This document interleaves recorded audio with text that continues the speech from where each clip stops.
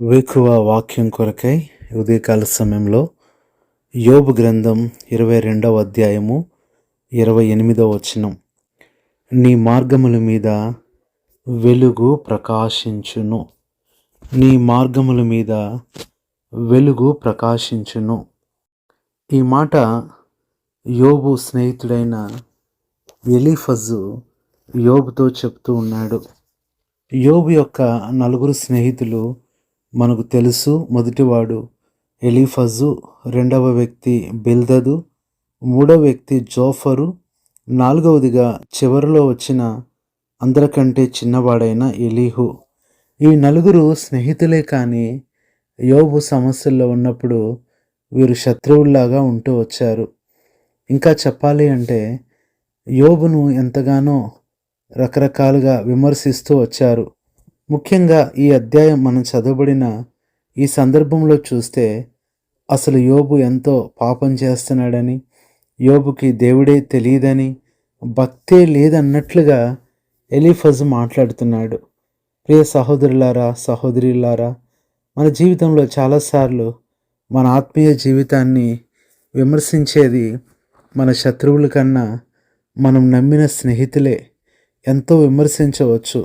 ఎందుకు నీకు ఇలా జరిగింది, నువ్వేదో చేశావు, నువ్వేదో తప్పు చేశావు, నువ్వు పశ్చాత్తాపడు, ఒప్పుకో అన్నట్లుగా మాట్లాడతారే కానీ అర్థం చేసుకోలేరు. యోబు కూడా ఇలాంటి పరిస్థితే ఎదుర్కొన్నాడు. అయితే యోబు జీవితాన్ని మనం చూసినట్లయితే యోబు ఎంతో నమ్మకంగా ఉన్నాడు.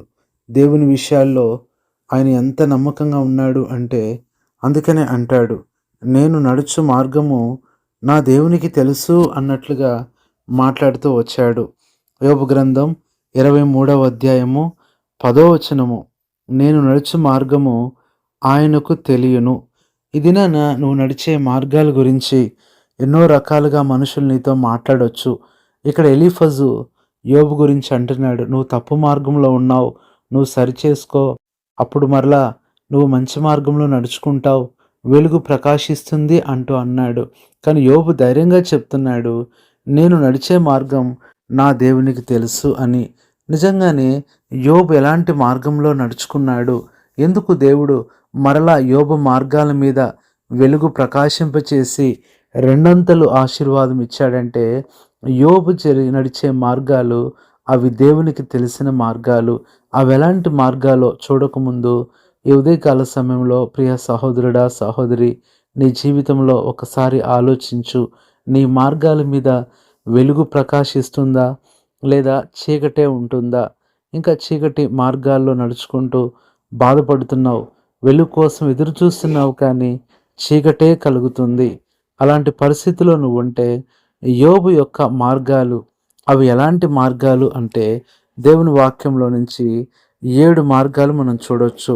మొట్టమొదటిగా ఎలాంటి మార్గాలు, మార్గము అనట్లేదు కానీ ఇక్కడ మార్గాలు.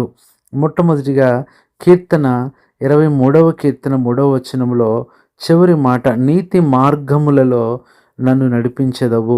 మొట్టమొదట దేవుని మార్గం నీతి మార్గం. అందుకనే దావీదు 25వ కీర్తన 4వ వచనంలో యెహోవా నీ మార్గములు నాకు తెలియచేయమంటున్నాడు.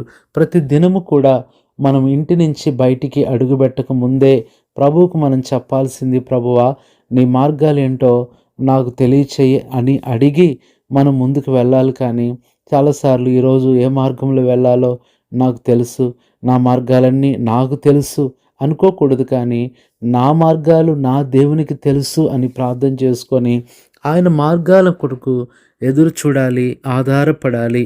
అందుకనే అప్పుడు ఆయన బోధిస్తాడు. తన మార్గముల విషయమై ఆయన మనకు బోధించేవాడుగా ఉంటున్నాడు. అందుకని ఇక్కడ చూస్తే అదే దావీదు అన్నాడు, నీతి మార్గము 23వ కీర్తన 3వ వచనం. రెండవది మనం చూసినట్లయితే సామెతల గ్రంథం 4వ అధ్యాయము 11వ వచనం, యథార్థ మార్గంలో నిన్ను నడిపించి ఉన్నాను. ఇది రెండవది, దేవుడు యథార్థమైన మార్గంలో నిన్ను నడిపిస్తాడు, అప్పుడు వెలుగు ప్రకాశిస్తుంది. మూడవదిగా చూస్తే సామెతల గ్రంథం 6వ అధ్యాయము 23వ వచనం చివరి మాట, శిక్షార్థమైన గద్దింపులు జీవ మార్గములు. ప్రియ సహోదరుడా, దేవుడిని ఎదుట ఉంచిన ఈ దిన మార్గములు అవి జీవ మార్గాలు. నాలుగవది చూస్తే సామెతల గ్రంథం 8వ అధ్యాయం 20వ వచనం. నీతి మార్గమునందును న్యాయ మార్గముల యందును నేను నడుచుచున్నాను. ఇవి న్యాయ మార్గాలు. ఈ దినమంతా న్యాయంగా నడుచుకో, న్యాయంగా జీవించు, న్యాయంగా ఆలోచించు.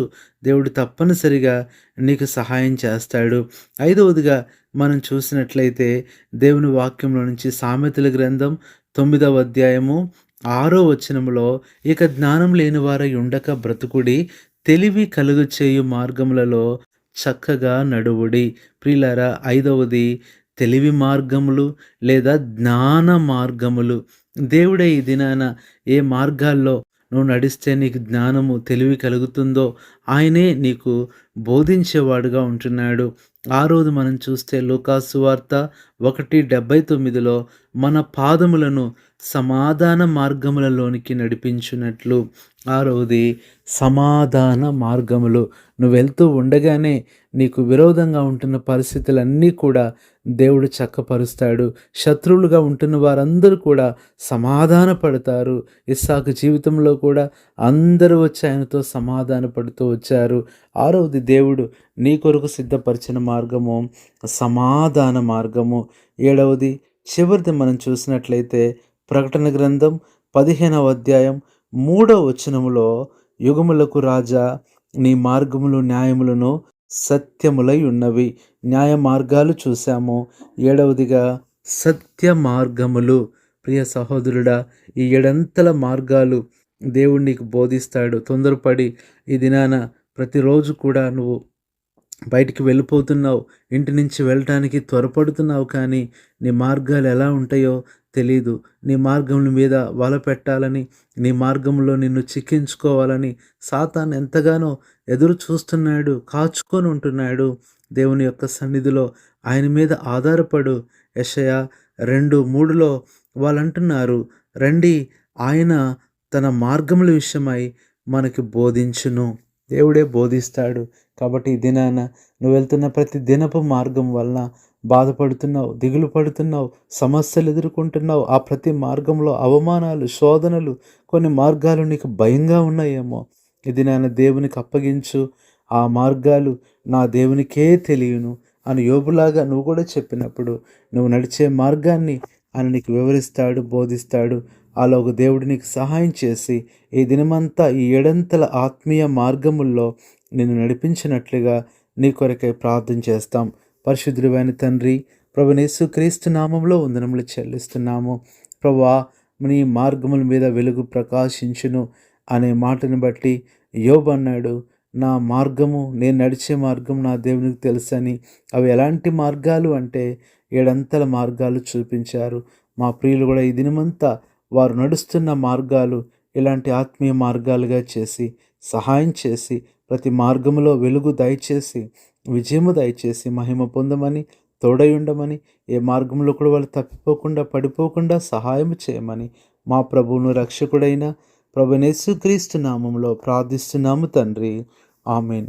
మన తండ్రి అయిన దేవుని ప్రేమ, మన ప్రభువైన యేసుక్రీస్తు కృప, పరిశుద్ధాత్మ అన్యోన్య సహవాసం మనందరికీ సదాకాలం తోడై ఉండి నడిపించునుగా.